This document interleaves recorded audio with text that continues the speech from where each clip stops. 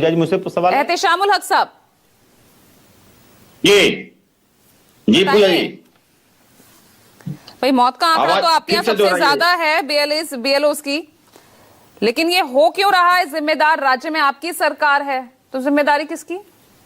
आप राज्य में सरकार आपकी होते हुए भी आप नहीं रोक पा रहे। देखिए, सबसे पहले मैं आपको पूजा जी एक बात स्पष्ट रूप से कह दूं कि इससे पहले हमारे पूरे देश में 8 बार एसआईआर हुआ था, लेकिन किसी तरह का कोई भी शोरगुल नहीं हुआ था। लेकिन इस बार एसआईआर इस तरह से हो रहा है कि समझ लिए कि बीजेपी और इलेक्शन कमीशन के मिली भगत से एक्चुअली में इनको दलित, माइनॉरिटी, एससी, एसटी, ओबीसी जो गरीब तबके के लोग हैं इनको वोट काटना है। यही इनका उद्देश्य है, यही उनका मकसद है। और जो परिस्थिति बीएलओ के साथ में हमारे राज्य में साथ साथ दूसरे 6 राज्यों में भी गुजरा है, आप सोच नहीं सकते हैं कि इतना प्रेशर कर के बीएलओ काम कैसे करेंगे। इससे पहले जो 2002 में इलेक्शन हुआ था उसमें 2 साल का टाइमिंग दिया गया था। जो भी कर्मचारी थे, जो भी टीचर थे, जो भी बीएलओ थे, वो एवरी सैटरडे और संडे काम किया करते थे।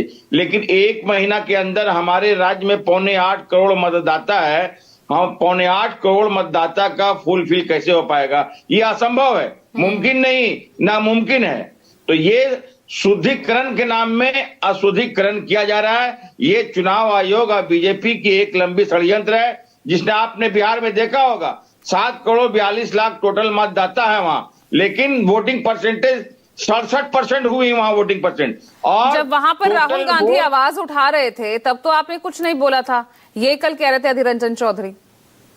देखिए, यहाँ पे मैं पश्चिम बंगाल की जो बात कर रहा हूं, जो पश्चिम बंगाल में जो परिस्थिति है, जो बीएलओ जिस हिसाब से जो जान हत्या उनका सुसाइड हो रहा है, और हमारी प्रियंका टेबरीवाल जो बहन जो बैठी हुई है कि हमारे यहाँ बैठने के लिए इनके पास बीएलए है नहीं, पूरे राज्य में इनके पास बीएलए नहीं है। और वाकई में हमारे तृणमूल कांग्रेस के यहाँ मैं सैल्यूट करता हूं। तो सिर्फ बीजेपी के क्या, कांग्रेस के भी नहीं दिख रहे हैं फील्ड में? बिल्कुल नहीं, यहाँ लेफ्ट के दिख रहे हैं। यहाँ बीजेपी के पास में कोई भी समझ लिए बिले है ही नहीं है। सारे लोग समझ लिए हमारे 10 लाख कार्यकर्ता पूरे बंगाल में काम कर रहे हैं और जंगी पैमाने पर काम कर रहे हैं, ताकि जो भी वोटर हो वो। अधीर रंजन चौधरी कह रहे हैं कि भाजपा के खिलाफ ममता बनर्जी चिल्लाती जरूर हैं, लेकिन कोई ठोस कदम नहीं उठाती हैं। मिलीभगत है आप दोनों की?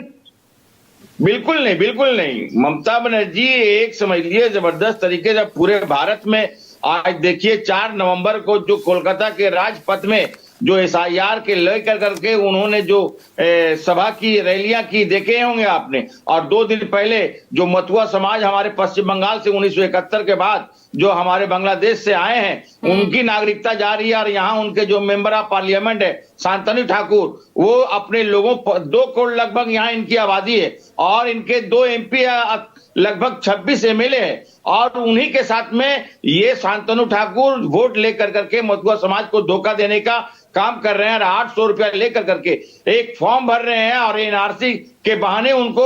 और जवाब दीजिए प्रियंका टेबरीवाल। देखिए, बहुत सारी बातें हैं। हाँ। आपको मुझे समय देना पड़ेगा, बिना किसी रोक टोक के मुझे सबकी बातों का जवाब देने दीजिए। 1 मिनट है आपके पास। देखिए, ये कहते हैं 1 मिनट में मैं 5 लोगों की बातों का जवाब कैसे दूंगी? इन्होंने 5 मिनट बोला है। देखिए, ये कहते हैं कि आप वोटर लिस्ट से आप वोटर लिस्ट से जो है शेड्यूल कास्ट का, शेड्यूल ट्राइब का, ओबीसी का, गरीब तबके के लोगों का, इन सब का वोट जो है ये बीजेपी काट दे रहा है। उसके बावजूद जो है वो वोटिंग फिर 67% या 72% कैसे हो रही है? यानी ये सारे लोग माइनस करके बचते कौन है वोटर लिस्ट में? पहले उसका जवाब दीजिए। दूसरी बात, इन्होंने कहा कि 2 महीने में ये ऐसा कुछ कर रहे हैं। पहले भी एसआईआर हुआ है, बिल्कुल हुआ है। और पहले जितनी बार एसआईआर हुआ है, 2002 में बोलिए, उससे पहले 52 में बोलिए, 56 में बोलिए, 65 में बोलिए, उन सब समय ये कह रहे हैं कि कोई आपत्ति नहीं हुई। जबकि आज सब कुछ डिजिटल है, उसके बावजूद ये कह रहे हैं कि डिजिटल में अपलोड करने में बीएलओ को तकलीफ हो रही है। वो जितने भी एक्सरसाइज हुए थे वो पैन इंडिया एक्सरसाइज हुए थे, जो सारे राज्यों को एक साथ लेकर के हुए थे। लेकिन अब डिजिटलाइजेशन होने के बाद में 7 करोड़, ये तो सिर्फ चले पश्चिम बंगाल का ही आंकड़ा है ना, ये कैसे ये पॉसिबल एक एक है? राज्य को लेकर के किया जा रहा है, सारे राज्य एक साथ नहीं हो रहे, जो कि सारे राज्य एक साथ पहले हुआ करते थे। तो इसमें दूसरी बात, मैं पूरी अपनी जो है सद्भावना रखती हूँ, मैं पूरी एम्पैथी रखती हूँ उन लोगों के साथ जिनकी जानें गई। हाँ। और मैं फिर कहती हूँ कि वो सब कुछ जो है एक जांच का विषय है। आपने पूछा जांच कौन करेगा, तो मैं आपको बताती हूँ कि इलेक्शन कमीशन ने बंगाल के लिए तो ये सरकार को चिट्ठी लिखते हुए बताया है कि जितनी भी मौतें हुई, चाहे वो सुसाइड था या जो भी था, आप उसका सारा डेटा और पोस्टमार्टम रिपोर्ट वगैरह सब हमारे पास जमा करवाएं। चलिए ठीक है, यहाँ मगर पर पश्चिम बंगाल ने इसमें क्या स्टेप लिया है मुझे नहीं पता। ठीक है, तो यहाँ पर देखिए सीधे सीधे जो है आरोप और प्रत्यारोप एक दूसरे पर जो है गेंद फेंकी जा रही है, लेकिन सीधे सीधे सवाल उन परिवारजनों का है जिन्होंने अपने लोगों को खोया है इस एसआईआर के चक्कर में ही, जिन बीएलओस की मौत हो रही है। ये बड़ा सवाल है और इसे बहुत गंभीरता से लेना चाहिए। बहुत बहुत शुक्रिया हमारे साथ आज चर्चा में जुड़ने के लिए।